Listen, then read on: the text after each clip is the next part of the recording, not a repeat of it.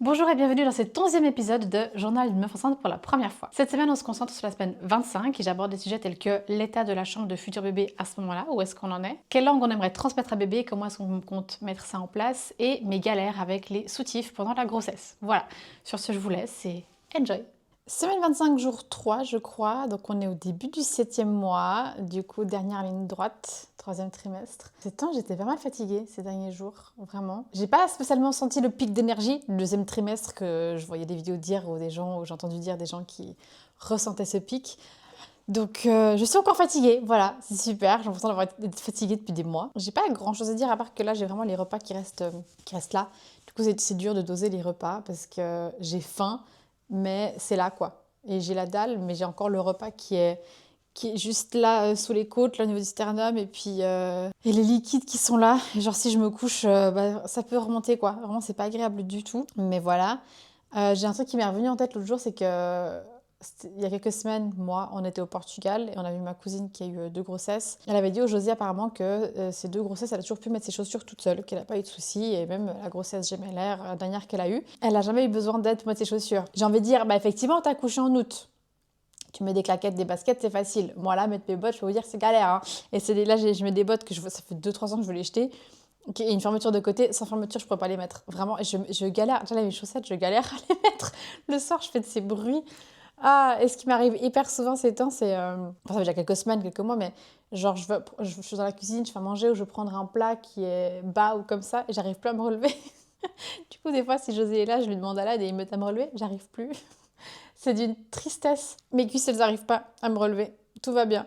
J'essaie de faire des squats et tout, mais mes cuisses, j'arrive pas à me relever si je suis en mode accroupie ou en squat, je galère. L'autre jour, on était dans un restaurant, les WC étaient très très bas, extrêmement bas, j'arrivais pas à me relever. J'étais en train de m'accrocher au mur comme je pouvais, j'arrivais pas, même en basculant en avant, j'arrivais pas, c'était trop bas. J'ai jamais vu des WC aussi bas. Il y a quoi d'autre? J'ai fait Je crois que je vous ai dit que j'avais commencé à avoir une physio pour en bas. J'ai fait ma 2e séance hier et elle m'a dit ah, bah, aujourd'hui on va commencer les massages internes, ça te va? Moi je lui dis oui, de toute façon je suis plus une personne prête pour ça. Alors on va remettre un peu de contexte parce que vu comment je dis ça, ça va pas du tout. Pour ceux qui ne le savent pas, parce que vous me suivez pas sur les réseaux, ou bien vous avez juste pas vu toutes mes vidéos, j'ai une vidéo sur YouTube qui parle des douleurs pendant les rapports, d'accord? Parce que ce qu'on appelle du vaginisme, ça va mieux aujourd'hui, mais du coup j'ai dû voir des physios, des ostéos, donc quand je dis physio c'est physiothérapeute, en France c'est kinésithérapeute l'équivalent, plus le gynéco, enfin voilà, pas mal de personnel médical qui a dû aller dans cette zone. Donc quand je dis je suis plus une personne presse, parce que j'ai déjà eu plusieurs ostéos, plusieurs physios qui ont dû aller pour des raisons médicales dans cette zone, d'accord? Je parlais pas d'autre chose. Voilà, juste mettre ça au clair. Il faisait extrêmement froid, parce que c'est une salle qui est vitrée, puis c'était pas... Je pense qu'elle est nouvelle là-bas, puis qu'elle a pas de bureau attitré. Et là, c'est pas le même bureau que la dernière fois. Et il faisait froid, elle était en vraiment gros pull, pilou et tout, et moi j'étais là avec mon petit top. Et elle a pas vu qu'il y avait un radiateur, et je voulais pas lui dire, bah, on voulait pas allumer le radiateur parce que c'est pas mon bureau, c'est pas mon truc, enfin bref. On fait des manipulations du bassin, un peu du ventre et tout. Et à un moment donné, elle me dit, bah voilà, faut enlever la culotte. Moi, les 2 fois où j'ai dû, que ce soit avec une ostéo ou l'ancienne physio, enlever la culotte, on te met un linge pour l'intimité, tu enlèves, et après, bah, elle vient faire le truc. Et mon ostéo, la dernière fois qu'elle l'a fait, bah, elle met toujours un petit foulard, elle me laisse enlever, elle me demande si c'est bon, je dis oui, puis elle vient, et puis elle regarde pas, elle lui dit voilà, je vais y aller, puis elle y va un peu des fois tâton, et puis voilà. Elle, non, c'était mode vas-y, et elle me regardait, j'étais là. C'est un peu gênant du coup. Et j'ai mes serviettes, mes protège-type, parce que quand t'es enceinte, t'as beaucoup plus de pertes que d'habitude. Et vraiment, j'étais là en mode ok, du coup, j'enlève ma culotte, je la mets de côté. Et elle met pas de linge sur les jambes. Et j'ai demandé une couverture parce que j'avais froid, donc j'avais une couverture sur le haut du corps. Et c'est pas qu'elle regarde avant de faire ses massages. J'étais là. C'est un peu gênant. C'est un petit peu gênant. Parce qu'encore l'ostéo, quand je suis pas épilée, je me bats les reins parce qu'elle regarde pas, même si elles sont, je m'en fiche.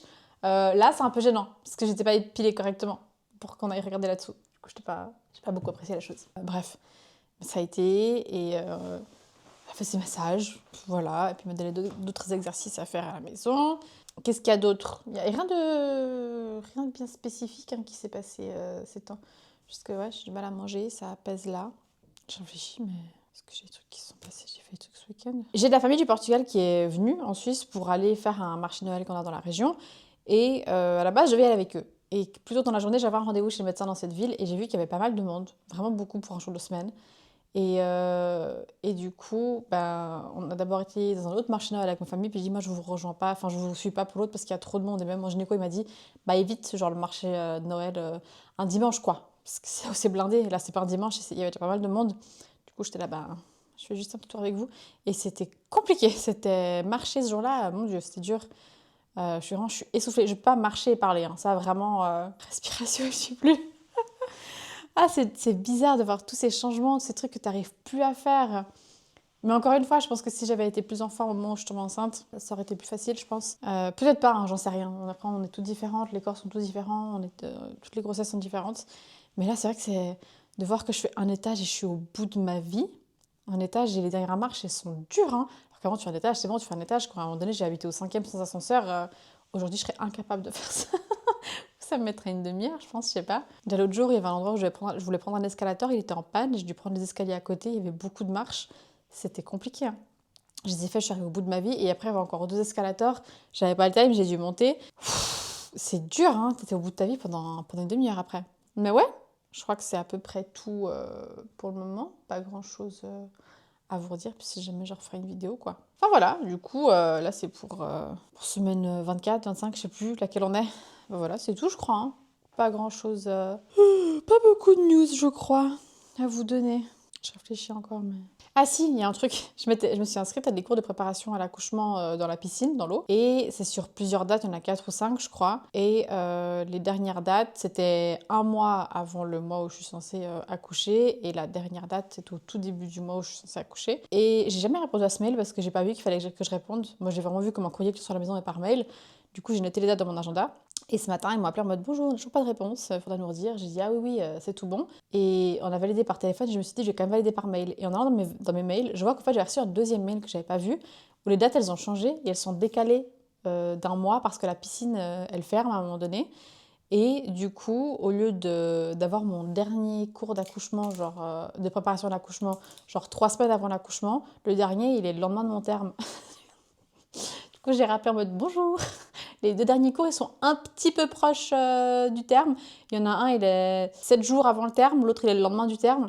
Ça fait un peu short. Elle me dit, ah ouais, mais on n'a pas d'autres dates disponibles. En fait, on n'a pas le choix. Et du coup, j'ai fait, mais du coup, ça veut dire quoi que j'ai payé tous les cours et que je ne viendrai peut-être pas aux 2 derniers. Elle m'a dit, ah non, non, si vous accouchez ou qu'il y a un certif médical ou autre, ben, on vous rembourse les autres cours. Je dis, bon, bah alors, garde l'inscription. Je sais pas. On y va comme ça. Je doute que ça se trouve, j'irai au dernier et je vais accoucher là-bas, tu vois. Qui sait? Qui sait, peut-être qu'on va assister à un heureux événement entouré d'autres femmes enceintes. Qui sait, peut-être. Ce serait bien que non, mais voilà. C'était un petit truc de ce matin. On n'arrêtait pas de s'appeler, je sais, on va y arriver à se comprendre. Ah oui, puis surtout, voilà. J'ai vu ça, les dates qui ont modifié, qui ont changé. Du coup, je l'ai appelée, elle m'a dit ça. Et après, elle m'a envoyé un mail de confirmation. Suite à notre appel, je vous confirme bien les dates. Et elle m'a remis les anciennes dates. Du coup, j'ai appelé et j'ai fait un mail, j'ai dit, mais c'est quoi les dates? C'est ce que vous m'avez mis dans le mail ou c'est celle modifiée? Et je mets un screenshot. Et là, elle me rappelle en mode, je vous ai envoyé quoi? Je vous ai envoyé les dates de ce mois-ci. Elle fait, ah non, non, c'est celui-là, on va y arriver, c'est pas grave. Du coup, c'est confirmé. C'est effectivement les dates qui tombent sur le terme. Ma foi, on fera avec. On doit toujours trouver une sage-femme. Je ne pas trouvé. Je voulais une sage-femme qui s'y connaît en allaitement. Je n'ai pas trouvé où ils ont ça noté dans leur curriculum, je sais pas, dans leur spécialité. Et du coup, ouais, c'est dur de choisir. Tu choisis quoi à la tête de la personne? C'est compliqué parce qu'elles font toutes à peu près la même chose. Je sais pas ce qu'elles valent, je ne les connais pas. Et puis on doit encore faire un cours de préparation à l'accouchement avec le José parce qu'à la piscine, c'est sans les conjoints. Donc voilà, là, les derniers trucs à faire, c'est cours de préparation à l'accouchement avec le José. Choisir une sage-femme, ça devient un peu urgent, je crois. Et après, on voudra faire des cours de portage avec le foulard, là, le long truc. Et du coup, le truc à savoir, c'est la chambre du bébé. Mais c'est pas le truc le plus urgent, mais j'aimerais bien qu'avant l'accouchement, je puisse avoir 2-3 trucs de fait. Genre, on a le lit déjà, et ça, il faudrait le monter. Mais là, pour l'instant, la chambre, c'est là où c'est le bordel. Donc, on a du bordel à ranger ailleurs. Mais avant de ranger ce bordel, il faut qu'on range la cave et le galetas. Mais pour ça, le José attend les étagères. Donc, une fois qu'on aura les étagères pour les monter, ranger la cave, ranger le galetas, vider la petite chambre, on pourra monter le lit. Et puis, on attend aussi la table à langer de la sœur du José, parce qu'ils vont déménager. Et du coup, on attend qu'ils nous les donnent. Ce sera pas tout de suite. Et une fois qu'on aura ça, je pense que je serai un peu plus sereine. Mais du coup, ouais, sage-femme, cours de préparation, cours de portage, chambre. Après, on n'est pas trop mal. Hein.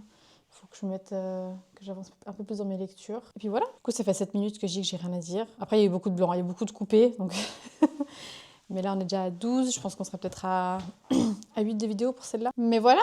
Je pense qu'on est bon là hein, pour cette semaine-là. Je pense que c'est déjà pas mal. Hein. Pas grand-chose à vous dire. Voilà, il me fait des trucs chelous. Là, le bébé, il tape, mais genre sous les côtes. Vraiment juste sous les côtes. Et c'est très bizarre. J'ai l'impression d'avoir des spasmes. Mais en fait, je sais pas s'il fait ça, je sais pas s'il fait ça, je sais pas ce qu'il fait. Et vraiment, je suis là, c'est pas agréable du tout. Et toujours des coups de pression sur la vessie, ou l'autre jour, on était sur le canapé, on regardait une série, et j'étais là, mais pause, faut que j'y aille, parce que là, je vais me pisser dessus. Je pense c'est même pas qu'il tapait, c'est vraiment, je pense qu'il s'est appuyé dessus, et j'étais là, ah oui, le truc que je veux dire, voilà, je savais que ça allait revenir. On veut pas dire aux gens quel est le sexe du bébé, parce qu'on le sait, parce que les gens font des projections. La première personne à qui j'ai dit on veut pas dire, elle a dit ah bon, moi j'ai pas eu de remarques. Moi je sais comment sont les gens, peut-être que je les attire, je sais pas. Mais on a été voir un médecin, je sais pas si j'en ai parlé en fait. Quand on était voir l'anesthésiste, elle a demandé si on savait, moi j'ai répondu oui, ça va être ça. Elle, José, ça lui a fait bizarre qu'on le dise à voix haute. Et j'ai dit José, de toute façon, on la connaît pas personnellement, il y a pas de raison qu'elle aille en parler aux gens, donc c'est un médecin, je peux en parler. Et directement après, elle a projeté un truc.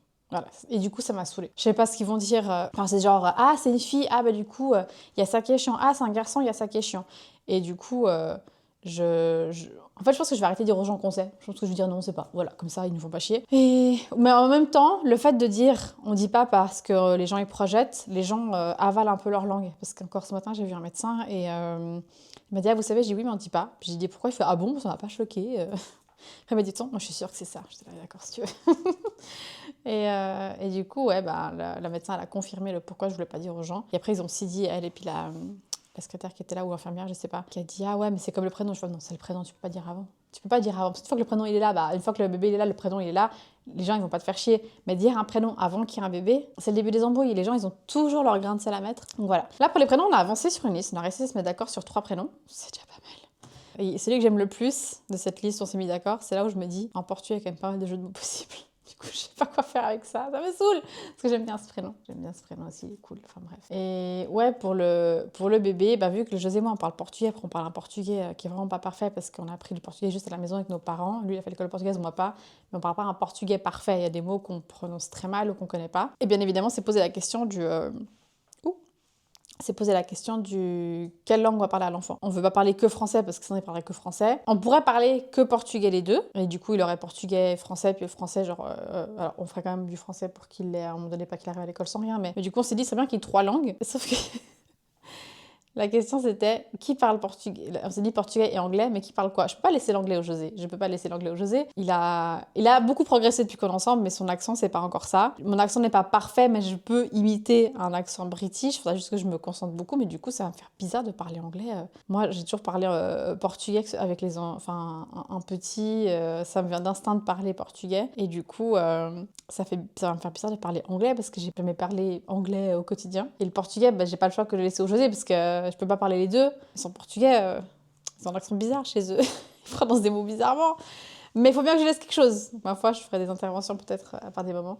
Mais il avait vu une vidéo, il y a un couple qui s'était dit bah, chacun on parle une langue. Et après, par contre, entre le José et moi, on parle français. Du coup, il y aurait 3 langues à la maison. Et il y a ce truc où il y avait un couple qui avait fait ça, puis ils ont dit on a dû commencer à le faire avant d'accoucher, sinon c'était pas possible de le mettre en place. Mais ça me fait tellement cringe d'entendre José parler portugais quand il parle au bidou. Je cringe tellement fort. Et même moi, de parler anglais devant lui, je cringe tellement fort. C'est très bizarre. Mais après, j'imagine ce petit bout de chou qui pourra parler 3 langues. C'est trop bien. C'est trop bien. Et puis, je l'apprendrai. J'aurai pas le meilleur des accents, mais il le perfectionnera quand il sera en âge d'avoir des audios et des trucs comme ça, quoi. Ouais. Qu'est-ce qu'il fait à taper comme ça, là? Ouais. Ah, oui, pardon, c'est pas très agréable. Ouais, c'est bizarre de se dire qu'il y a un truc là-dedans. Ah oui, hier en allant j'ai aussi vu l'acupuncteur, je sais pas comment on dit au féminin. Et vous savez, quand on est enceinte à un moment donné, faut pas se lever en avant, faut se mettre sur le côté, se pousser, se relever pour pas forcer sur le ventre. Et je me suis couchée sur le côté, mais j'avais mes cheveux qui me dérangeaient et j'ai voulu me relever pour les enlever. J'ai mon ventre qui a fait un qui a fait un triangle parce que les abdos ils sont déjà sur le côté. J'étais pas bien. J'étais pas bien du tout, j'ai eu mal, mais je pense que c'est un peu psychologique, j'ai eu peur, j'étais là, oh mon Dieu. La semaine passée, je vous ai parlé de... Pardon, je vois que j'ai parlé un peu trop fort. La semaine passée, je vous ai parlé que j'avais acheté du lait d'avoine qui était pas ouf au niveau du goût et que ça m'a inquiétée. Et j'ai fait un mail à la compagnie, enfin au centre commercial et tout, à la chaîne, et ils m'ont répondu en mode on a fait des analyses et l'experte a dit qu'il n'y a rien d'anormal et que le goût peut effectivement varier d'un truc à l'autre. Oui, mais tu peux... Alors, je veux bien que le goût du lait d'avoine il varie un petit peu et qu'il y a un truc qui change, mais de passer de lait d'avoine à chlore ou javel, il y a un problème. Entre-temps, j'avais déjà jeté mes 2 briques et ils m'ont répondu genre du coup, il y a rien d'anormal, mais on vous reverse des points de fidélité. Ça, c'est de la prise en charge. Ah mon Dieu. Enfin bref, là je crois que cette fois on est bon. On a 20 minutes de vidéo, je pense qu'on est bon pour une vidéo, j'ai pas arrêté de dire que je sais pas quoi dire. Là on est pas trop mal. Il me semble bien que j'oublie quelque chose, du coup on va rajouter. Ce week-end on était chez la sœur de José et je parlais du fait que j'ai du mal à habiller, que je sais pas comment faire parce que le corps bouge pas mal et que c'est dur d'anticiper et puis qu'en plus t'achètes des trucs pour les porter peut-être que 1 ou 2 mois comme je vous en avais déjà parlé. Et ça faisait déjà plusieurs fois qu'elle me parlait de sa salopette et moi j'étais là, je suis pas sûre que je rentre dans ta salopette de grossesse. Elle me disait si c'est large, j'ai dit alors peut-être au niveau du ventre, mais je suis pas sûre. Elle me dit ben t'as jamais des cuisses plus grosses que les miennes. Donc elle m'a fait essayer un training de grossesse qu'elle avait, un pantalon de grossesse, un jeans et sa salopette. J'ai essayé le training, il était un poil court, du coup c'était pas confortable donc j'ai laissé. Le jeans, il est arrivé mi-cuisse, il passait pas, donc j'ai pas insisté. Et la salopette, les jambes étaient beaucoup trop compressées dedans, c'était pas confortable. Effectivement, au niveau du ventre, il y avait largement la place, mais les jambes pas confortables, elle était là, mais c'est fou parce qu'on dirait pas du tout que t'as pris autant. Et je me mets devant le miroir, je me mets de profil, et là on voit un peu plus effectivement de côté que je me suis épaissie dans ce sens-là. Et elle dit, c'est fou parce qu'on dirait pas. Je dis oui, mais parce que je pense que c'est la façon dont je m'habille large pour être confortable. Donc voilà. Et après, j'ai parlé des soutifs où je sais pas quoi faire. J'ai effectivement fait une commande Zalando. J'ai commandé genre 6 ou 8 soutifs différents. Je n'ai pas gardé un seul. Parce que même les L ou XL, je sais plus. Même cela, il est trop serré. En fait, des fois, la forme, elle est bien, mais le tour était beaucoup trop serré parce que je me suis pas mal élargie au niveau des côtes. Et du coup, elle m'a quand même... on m'a dit, écoute, j'en ai. Elle s'était aussi acheté des soutifs de grossesse et d'allaitement, puis elle avait 2 tailles, elle m'a tout refilé pour que j'essaye. Et effectivement, les petits, le tour de taille est trop serré. Je suis pas confortable dedans. Du coup, là, je porte les grands. Ils sont un peu trop grands. Je les remplis pas, mais au moins, je peux respirer. Donc ouais, ça c'est les aléas de la grossesse. Je sais pas comment faire pour anticiper, quelle taille prendre, parce que du coup, avant je m'habillais en SM, maintenant je dois aller voir du LXL selon les modèles, et c'est dur d'anticiper, je sais pas comment les modèles ils habillent, je sais pas comment ça va aller sur toi. Donc ça c'est vraiment le truc qui est pénible. Et comme on est en hiver, je sais pas si en été ça aurait été plus simple. En été j'aurais mis des robes, j'ai plein de robes, et je pense que là, j'aurais pu mettre longtemps. Mais là, en hiver, j'ai cette robe pull que j'avais à la base laissée au Portugal chez José. Et là, quand on est retourné en octobre, je l'ai ramenée. Et heureusement, parce que du coup, ça me va. Je mets avec un collant de grossesse que j'avais commandé sur Zalando aussi. Et du coup, je fais avec ça, mais je peux pas mettre que ça. Donc, il faut que je me trouve 2-3 autres vêtements à mettre parce que c'est pas très... C'est un peu pénible. Parce que je peux pas porter grand-chose. Donc voilà. Il y a un autre truc qui a changé aussi, c'est qu'on s'est acheté un sèche-linge qu'on a reçu il y a pas longtemps, qu'on va installer par là. Là, on a de la place. Juste pour que je puisse au moins faire sécher les linges et tout ce qui est literie. Les habits, je suis pas convaincue de les mettre au sèche-linge parce que ça abîme quand même, ça fait rétrécir. Il faut trier ce qui va pas au sèche-linge. Et je sais que genre les chaussettes, ça rétrécit vite et tout. José, pour ses habits, il s'en fiche. Au pire, il rachète. Moi, je suis pas comme ça. Moi, je suis en mode non, j'ai payé mes habits. Surtout qu'il y a des habits, j'ai été les chercher à l'autre bout du monde, littéralement.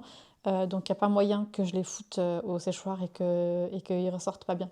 Donc, c'est juste que vu qu'on a un 3 pièces et pas un 4, quand je laisse le linge sécher, il faut que je le laisse sécher quelque part. Là, c'est l'hiver, donc ça met un peu plus qu'un jour pour sécher à la maison. C'est juste ça qui est un peu pénible, c'est que du coup, t'as ton linge qui traîne, quoi. Alors pour l'instant, vu que c'est encore un peu le bordel, des fois on met dans la petite chambre, ou des fois on laisse ici au salon selon ce que c'est. Mais ouais, ça c'est le truc. C'est pas des problèmes très graves, hein. C'est tout est aussi grave que ça. Mais voilà, moi j'aime bien avoir les choses bien rangées, bien nickel. C'est clair que de laisser le linge sécher, c'est un peu pénible. Mais quand on avait la buanderie, je faisais 4 machines par semaine. C'était une pour les draps de lit, une pour tout ce qui est linge de maison et les chiffons du ménage, une pour le blanc, une pour le noir et couleur. Et là, la machine, comme elle est plus petite, elle fait 8 kilos, donc techniquement, je devrais pouvoir tout mettre, mais tu sors l'essorage que c'est un peu trop.